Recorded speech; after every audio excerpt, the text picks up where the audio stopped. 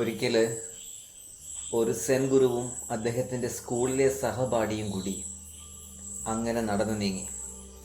പിരിയാൻ നേരത്ത് ഗുരുവിന് അദ്ദേഹം ഒരു പിടി കറുപ്പ് കൊടുത്തു.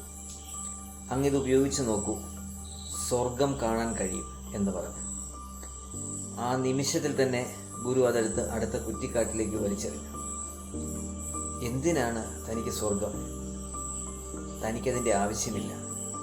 വീണ്ടും മുന്നിലേക്ക് നടന്നപ്പോൾ മറ്റൊരു സുഹൃത്ത് എത്തി.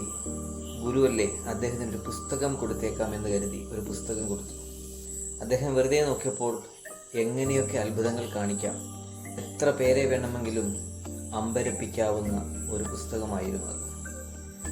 ഗുരു വെറുതെ എൻ്റെ പുറംചട്ടം നോക്കി നേരെ വലിച്ചെറിഞ്ഞു അടുത്ത കുറ്റിക്കാട്ടിലേക്ക്. വീണ്ടും അദ്ദേഹം യാത്ര തുടർന്നു. അവിടെ വെച്ച് മറ്റൊരു സുഹൃത്തിനെ കാണുന്നു. അദ്ദേഹം പറയുന്നു, അങ്ങയുടെ കവിതകൾ ഞാൻ വായിച്ചു, വളരെ മനോഹരമായിരിക്കും. ഗുരു ആ നിമിഷം മുതൽ കവിത എഴുത്ത് നിർത്തി എന്നാണ് ആ സെൻ കഥ പറയുന്നത്.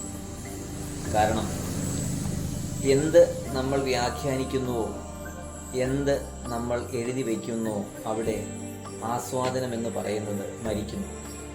ഗുരു പറയാറില്ലേ, നൃത്തത്തിൽ നിന്ന് നർത്തകൻ അപ്രത്യക്ഷമാകുമ്പോൾ നൃത്തം ദൈവികമാകുമെന്ന്.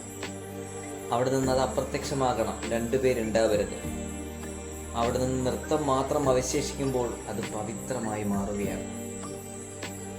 ഒരിക്കൽ ഗുരുവിനോട് ചോദിച്ചതുപോലെ, നല്ലൊരു പാട്ട് പാടണമെങ്കിൽ നമ്മൾ എന്ത് ചെയ്യണം? അദ്ദേഹം പറഞ്ഞു, 25 വർഷം പാട്ട് പഠിക്കുക, 25 വർഷം പാടാതെ ഇരിക്കുക, എന്നിട്ടൊന്ന് പാടി നോക്കാം. അതിൻ്റെ കാര്യം, 25 വർഷം പാടുമ്പോൾ നമ്മൾ ആ സ്കെയിലുകളുമെല്ലാം, മാത്തമാറ്റിക്സ് എല്ലാം നമ്മുടെ മനസ്സിലുണ്ടാവും. അപ്പം നമ്മുടെ ശ്രദ്ധ മുഴുവൻ ഇവിടെ ആയിരിക്കും, ഈ താളത്തിലും മറ്റു കാര്യങ്ങളിലൊക്കെയാവും.